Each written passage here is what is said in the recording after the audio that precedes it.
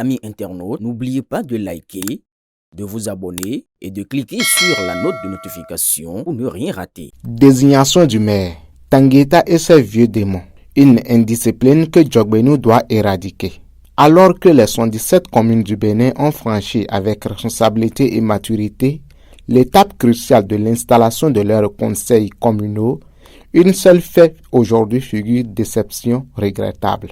Tangueta. Là où ailleurs la discipline de parti, le sens de responsabilité et la primauté de l'intérêt général est prévalu, Tangueta se retrouve malheureusement exposé à une turbulence politique artificiellement entretenue par un groupe de dissidents.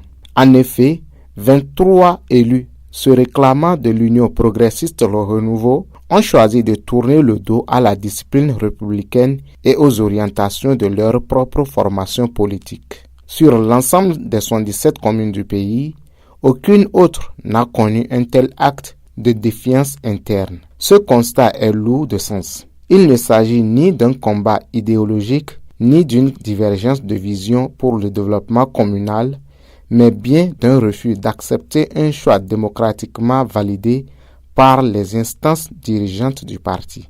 La vérité est simple et sans détour. Les véritables adversaires du progrès de Tangueta ne sont pas ceux qui œuvrent à la mise en place d'un exécutif stable, mais bien ces 23 dissidents qui, pour des raisons manifestement liées à l'ego et à des intérêts personnels, ont décidé de fragiliser la gouvernance communale. En agissant ainsi, ils ne défendent ni la population, ni la démocratie, ni l'intérêt collectif. Ils défendent avant tout des ambitions individuelles contrariées.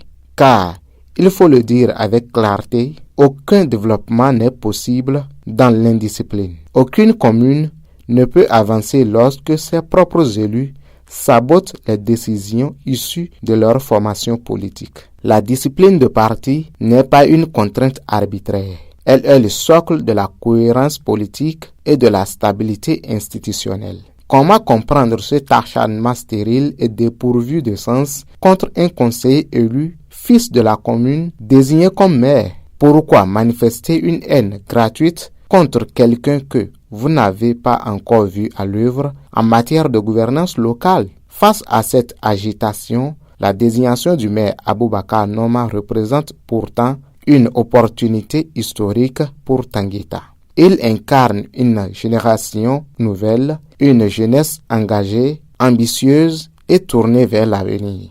Cette jeunesse, longtemps appelée de leur vœu par les populations, porte aujourd'hui l'espoir d'un renouveau administratif, d'une gouvernance moderne et d'un développement inclusif. Tout pouvoir vient de Dieu et non à travers des contestations enfantines. Noma Aboubakar est désigné comme maire et c'est à l'œuvre qu'on reconnaîtra l'artisan. Tangueta, commune de potentiel et d'espérance, mérite mieux que des querelles d'intérêt personnel. Elle mérite des leaders unis, responsables et engagés au service exclusif des populations. L'heure n'est pas à la division, mais au rassemblement.